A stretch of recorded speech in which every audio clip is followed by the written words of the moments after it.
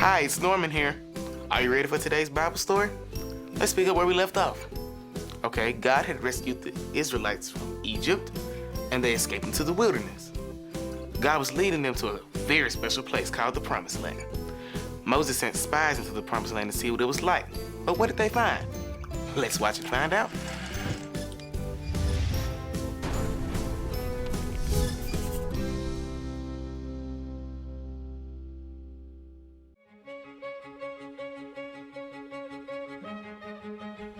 God told Moses, "Send men to scout out the land of Canaan I am giving to the Israelites."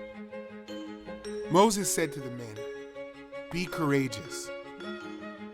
Moses sent them just as God commanded. Moses had a lot of questions he wanted answered. Is the land good or bad? Are the cities they live in camps or forts?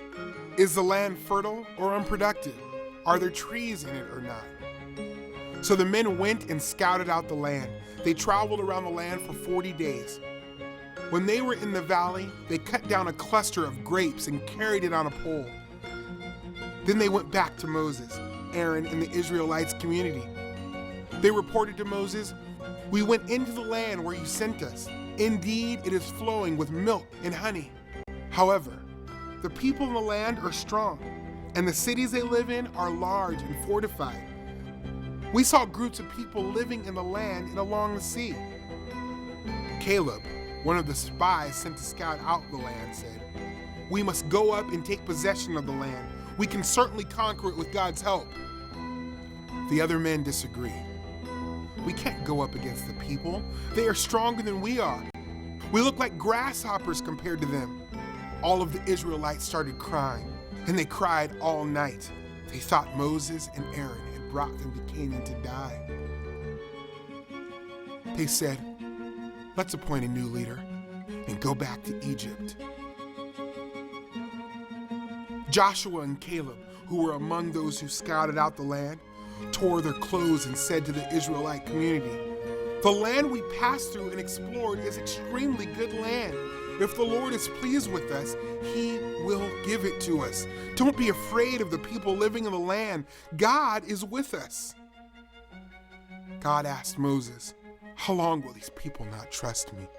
God wanted to destroy all the people, but Moses said, "Please pardon the wrongdoing of the people. I know you are great, faithful, and loving." God replied, "Since you have asked, I will forgive them.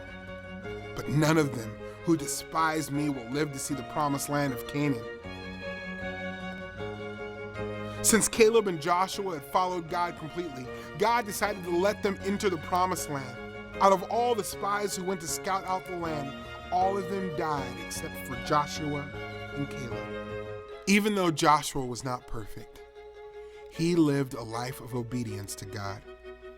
Joshua was faithful and was going to lead the people into the promised land. His accomplishments point to Christ's finished work on the cross, defeating Satan, setting people free from sin, and making a way into the promised land of eternity.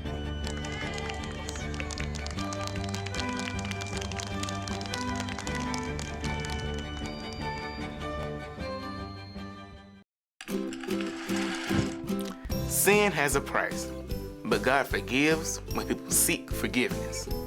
The Israelites were scared when they heard the spies' report. They cried and did not trust God. God wanted to destroy them, but Moses asked for forgiveness instead. God forgave, but because only Joshua and Caleb trusted God, only they would be allowed to enter the promised land. I'll see you later.